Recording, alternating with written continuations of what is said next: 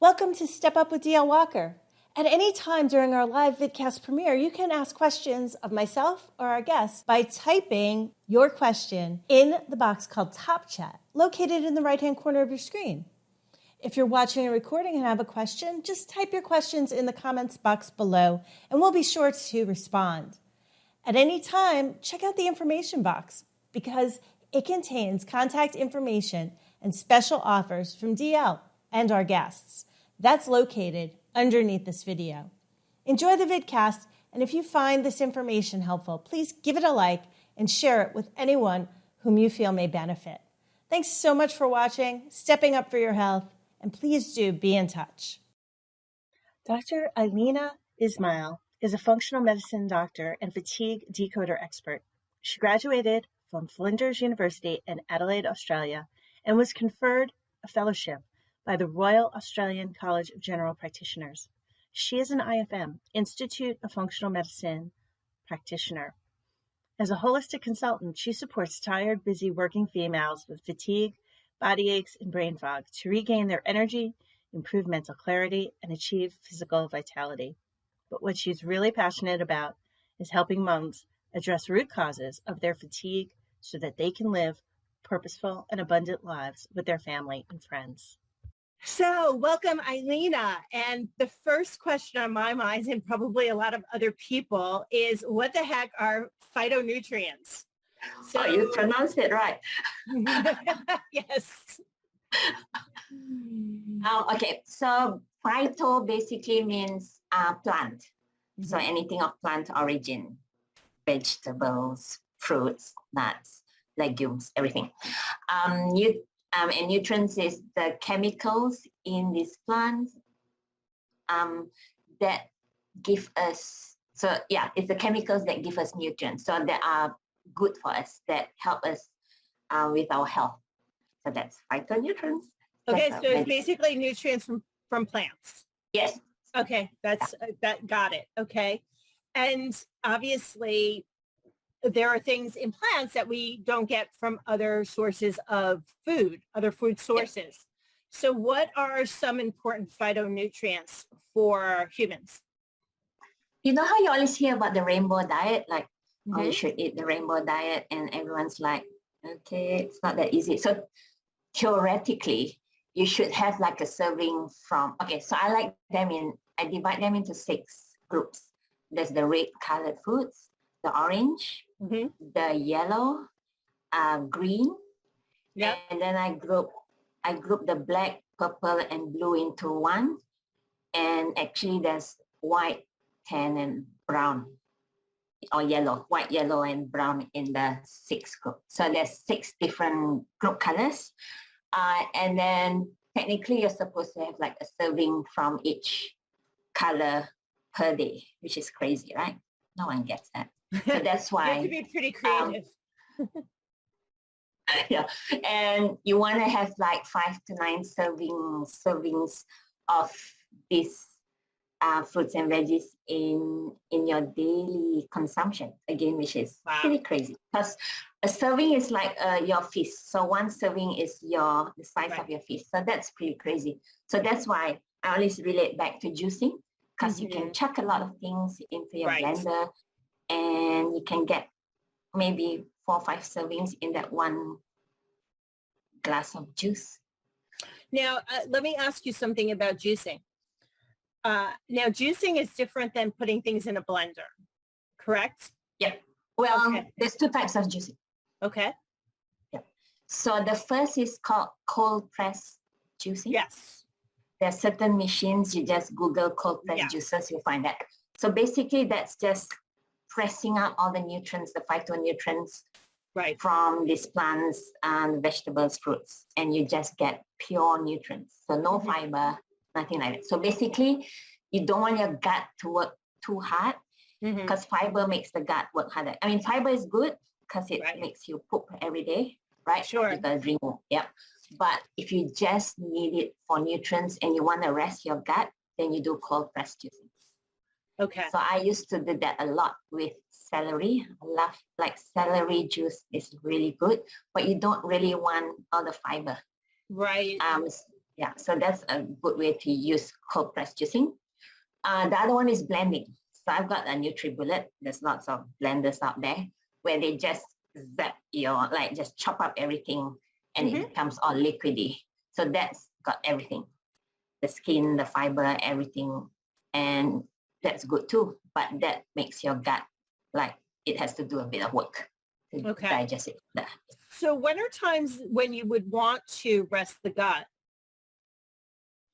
So say like if you're doing intermittent fasting, and you can still drink water and all that, and you want to count your calories on those days where you're fasting. No, that's the 5-2 diet. So you're doing like a low calorie diet on those 2 days of fasting, like 400 calories, and you want to count it so you can just do the nutrients, right, without the added fiber and all that. If you're doing intermittent fasting and you want to fast 10 hours, like you stop eating from 7 p.m. and you start back at 9 a.m., you can use that. It's really good. Okay, so you would use the cold press for low calories. So if you have the fiber, it would increase the calories. Is that what you're saying? Because then you get things like, so if you do things like starchy vegetables, like carrots and stuff, you get more sugar. It breaks down to more sugar, so there's more calories in starchy things. But you can also like mix and match, like you don't have to just have cold pressed juices during fasting. Like I used to do that just first thing in the morning with the celery juice. Just because sometimes first thing in the morning, your stomach hasn't started to produce the hydrochloric acid. Your pancreas hasn't really woken up to produce all those digestive enzymes. So you don't want to like shock your gut. Just one. So it's a way to kind of break your fast gradually. Yep. Okay. And can you do that prior to the 10 hours, 12 hours, whatever, 14 hours, whatever hours you've decided, or no? You have to wait until the 14 hours, then you break your fast with the cold press. You can do it anyway. Like there's no hard and fast rule. Yeah. So and you could do it with, before the allotted time. Is that what you're saying? Yeah, anytime, like you could do it during your meal times, like when you're not fasting too. There's no hard and fast rule. It's just suggestions. Okay. And so that would be one example of when you wanted to rest your gut. What would be another example? For the cold press or the normal juice? Yeah, when you, the cold press. Yeah. So like I say, when you don't want to like shock your gut first in the morning. So I don't know about other people, but for me, I can't chew things first in the morning. Like breakfast, everyone knows it's like the main meal of the day, right? Because when you have breakfast, it sets your metabolic rate for the rest of the day. So if you're already burning fuel then you'll burn fuel throughout the day. So it's good for like maintaining your weight or losing weight. But as I said, I can't chew things in the morning. So that's when I do the cold press juice. So it's just while I'm driving to work or while I'm at work in between patients, and I just have a few sips. And then it keeps your sugar, like your balance of your sugar really well. So you feel full for a while. And then you might have a snack later about 11, 12 o'clock or something. So you're like set for the day. That's how I see it. Okay. And as far as cold pressing, I'm to understand that those machines are pretty expensive. Yeah, yep. That's the downside. There's a place here that that has really high quality cold press juices, but they're like $15 a portion, which is, beyond the budget for a lot of people. And then even buying a machine, I think, is a couple of thousand, is it not? Well, I got mine here in Australia, about 400. Okay. Maybe they've gone down. And also the other problem I found with or a snafu is that it's messy. Yeah, cleaning it is a mess because you're cleaning out all the fiber. All the fiber. Yeah. So you either do it or your gut does it. I got it. It's probably very good for composting, though, I would think. Oh, yeah. You could use that. Yeah, the leftover stuff.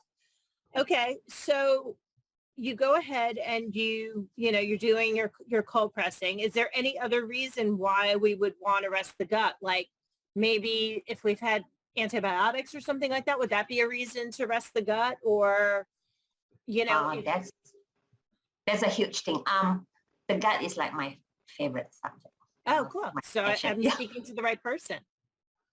It's like leaky gut. Have you heard of leaky gut microbiome? Okay, so I always think of the gut as like a tube, like I call it from your gums to your bum. It's like just one whole cylinder, right? I mean, it's all convoluted. Yeah. Because you need to increase the surface area so you can absorb more stuff. Like if you were to spread it out, I think it's as big as a tennis court, badminton court. It's quite, huge, right? So, and the gut's the only way that we can stuff things into our body, right? Compared to other organs like the kidneys, heart, liver, everything's protected by skin, muscle, and bones. So basically, what we stuff into our body is through the mouth, through the gut.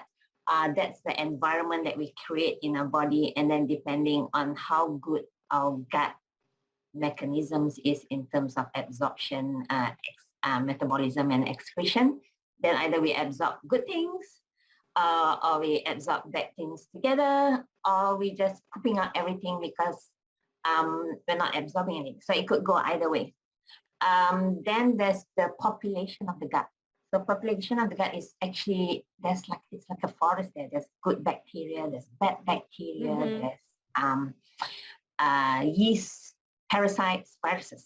So in a normal gut, everything's in balance, like everyone's happy in there, right? There's about 150 times more DNA of this microbiome, all these bugs in there, compared to our DNA. Right? There's actually more of them than us, right?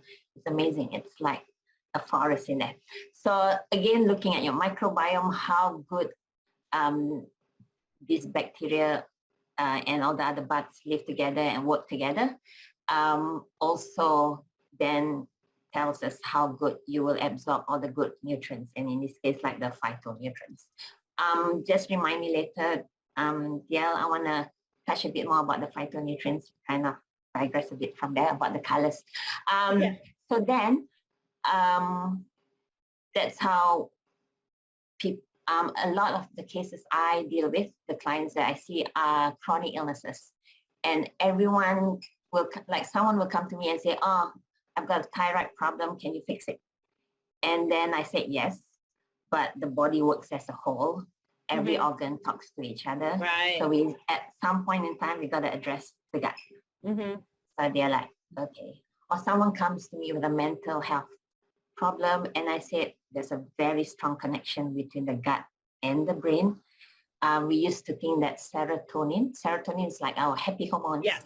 We used to think it was made in the brain, but it's actually made in the gut wall, supported by some bacteria, the microbiome, and then transported to the brain. So imagine if we don't address the gut, what happens? Sure. So it's important in juicing, we need to like feed the right nutrients. Okay. So that the rest of our body works well. Okay, so if we're trying to heal the gut, do we then want to kind of rest it and do the cold pressing? Or does it really depend on case per case? Usually it depends on case to case. Obviously, the general rule is if you want to rest the gut and you just want nutrients, do the cold press. But I'm not saying that blending is not good. It's excellent too if you need the fiber.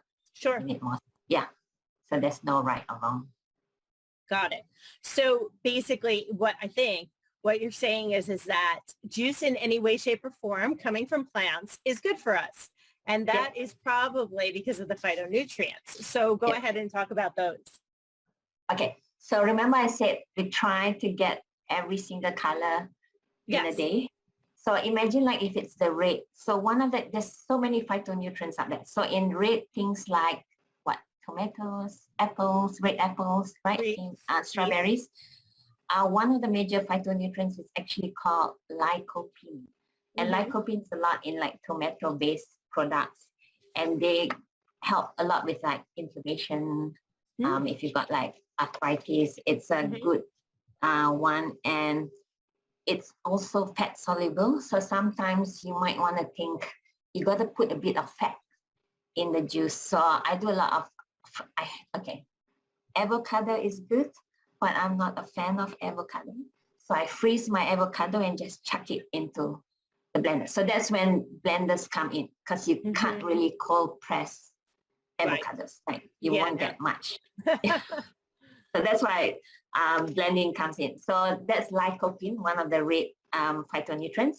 Then you look at orange. So what's orange? Orange have things like carrots, oranges, pumpkin. So one of the main nutrients there is beta carotene. So I'm sure we've heard a lot of carotene. Beta carotenes, good for vision, good for immune function. Then we look at yellow. Yellow are things like bananas, lemons, pineapple. Again, lutein is a good one. And it's again, it's fat soluble. So sometimes, even if we're not juicing and we're just having some, what's a good, like a golden delicious apple or something, you might want to make it into a salad, and you can drizzle it with olive oil, because again, it's always olive oil is fat and it'll help with the absorption of these nutrients. Number 4 would be green, right? So green could be things like broccoli. So all this green vegetables, avoids in greenish zucchini. One of the main compounds in greens are called glucosinolates. It's a long word, don't worry. But it's just good to know that it's one of the active compounds is it actually sulforaphane. Sulforaphane is a good antioxidant. So your liver makes glutathione, which is a good antioxidant. Antioxidants are basically anti-inflammatory products that help, like when you've got inflammation in your body, when you've got a bug and you get a fever, the liver makes the glutathione to help dampen that fire, the flame, right, of the inflammation. So sulforaphane from broccoli sprouts, from broccoli and all that, they actually are antioxidants that we can consume. Purple, black, and blue, only because it's there's not many of those foods. Resveratrol in wine, in red wine, like it's good for the heart. So you know how half a glass of red wine is better?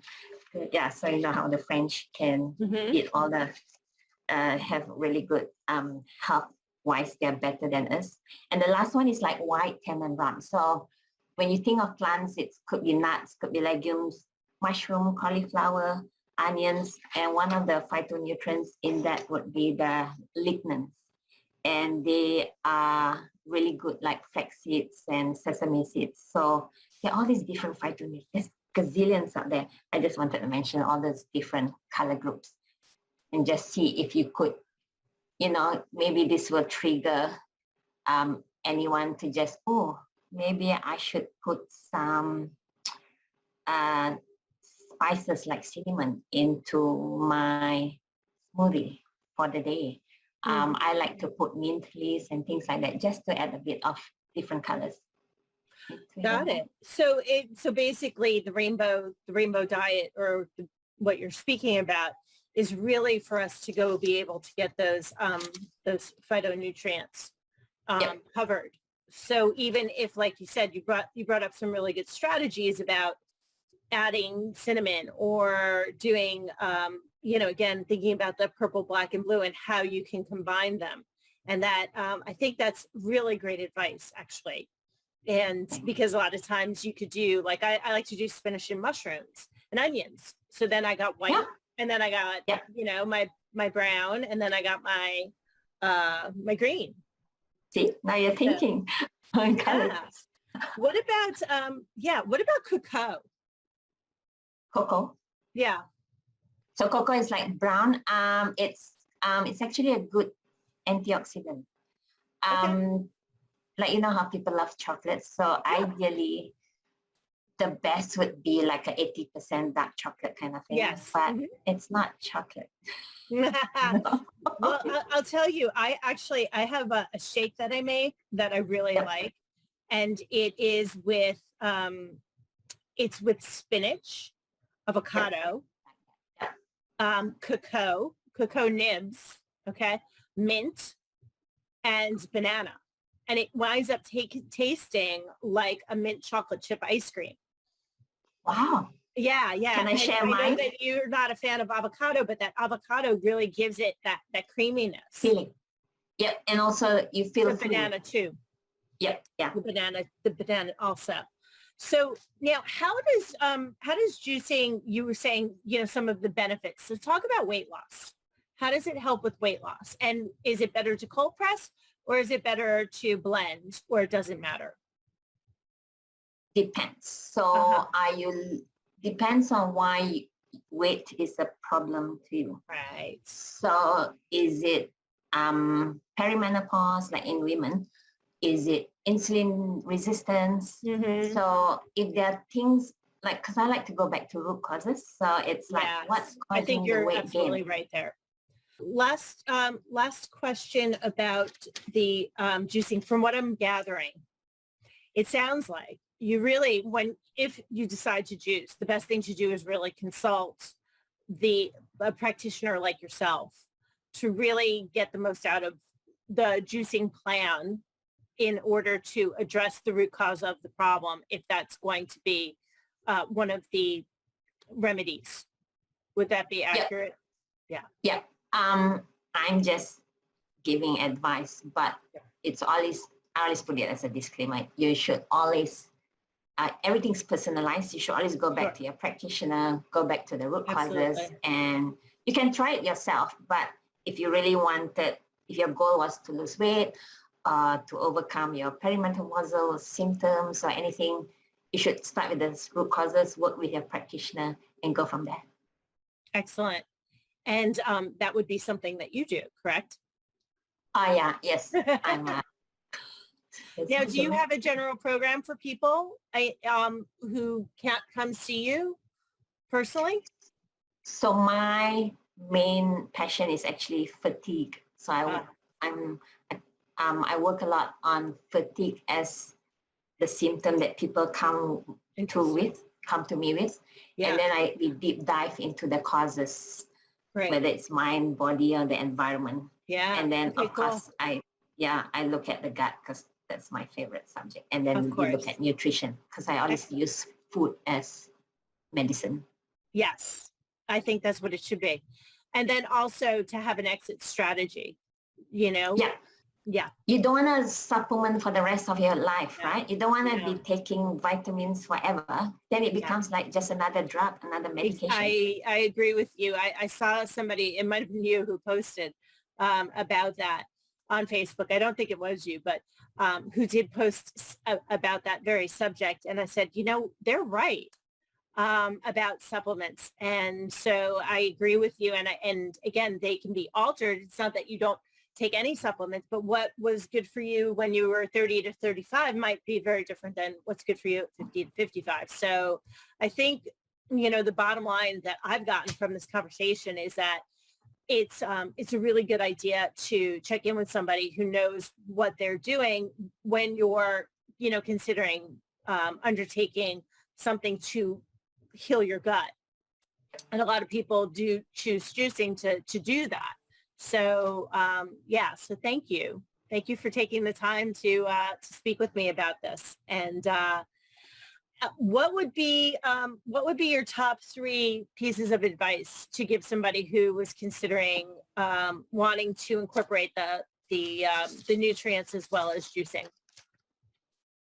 Top 3. Okay. So if you have no symptoms at the moment, you're going along fine, you've got a great lifestyle, you can just use juicing as an add-on to your lifestyle at the moment. As I said, use it as a breakfast option, or use it during intermittent fasting, because you just feel good and you just want the extra nutrients. Like I said, can you imagine doing 5 to 9 servings of fruits and vegetables a day? You just can't chew everything down, right? So that's for the general population that are feeling well. If you've got issues like symptoms like fatigue, weight problems, and all that, you want to go back to the root cause. because the root causes are important, and then we can kind of personalize what kind of juicing would be good for you. Because sometimes you're not getting the right nutrients, you might still feel tired, you can't lose the weight, and then you're like, oh, juicing doesn't work. Whereas it's not personalized to you. And the third thing is, as we said before, we don't want to supplement for life, but a lot of people come to me, and if you're deficient in certain nutrients, take the supplements at the start, and then we fix the gut, because the gut could be not absorbing the nutrients well, right? And then once we fix the leaky gut and it's good, then you absorb things naturally from what's being created on the earth, right? The plants, the vegetables, the nuts. Yeah. Right. Excellent. All right. Well, thank you. And thank you, I DL, really for having me. Yeah. And information is going to be in the comments box below. So feel free to go ahead and utilize that information. All right. So I am going to bid you goodbye and thank you very much. Thank you so much for joining us today on Step Up with DL Walker. For any information about our guest, it'll be found in the comments box below this video. For more information on how you can recover from injury, restore vitality, and gain resilience from disease and trauma, all in the comfort of your home, click the link on the screen. Until next time, take good care of your body, mind, and spirit. It's the only true home that you really have.